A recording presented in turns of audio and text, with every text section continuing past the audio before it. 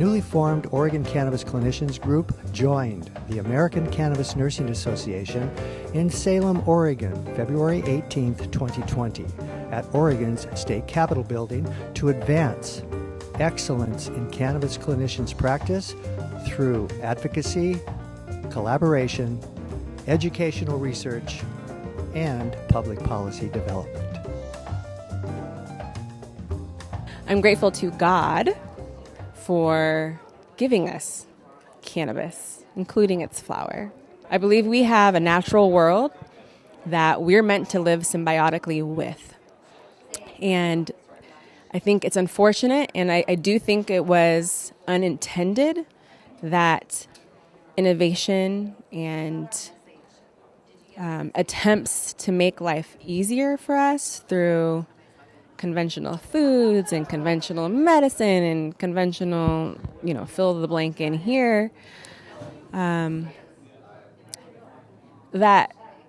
our efforts have caused more harm than good. It's caused more disease than it's made people healthy, right? We're in a global crisis of sickness, and the natural solution is to innovate more, create more, conventionalize more.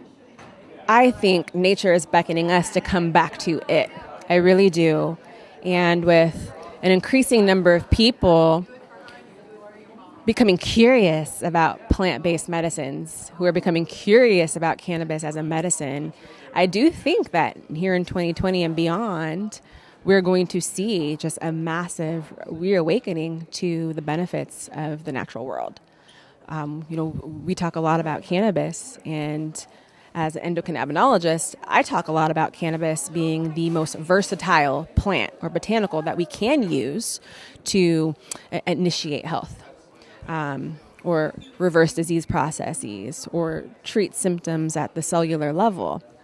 We have science that tells us that this plant has the potential to do that. So again, yes, I'm grateful for the plant, but I'm grateful first to my God, my creator, who gave us this natural world that included cannabis as medicine. Science suggests that our endocannabinoid systems are 600 million year old systems, common to all mammalian bodies, but that cannabis is only a 50 million year old plant. So that tells us that the endocannabinoid systems existed far longer, for hundreds of millions of years longer than this cannabis plant has. So we've evolved alongside it, right? This plant, we were not made for this plant, but perhaps this plant was made for us. So that's what I'm grateful for. Have you ever been given a cannabis bouquet? They're very pretty. They're very pretty. So I'm also grateful for how pretty it is. But no, I think we all need to show a lot more gratitude for the natural world and for the tools that it produces that are very much at our democratic disposal. I think it's a shame that we politicized plants, that we've politicized nature, because what it has done is it's removed us from an element that we are meant to be symbiotic with, that we're meant to evolve with.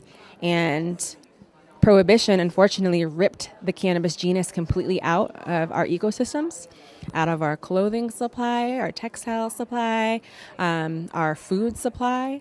And I wonder if some of our healthcare problems today aren't a natural consequence of ripping such an integral botanical out of our ecosystem.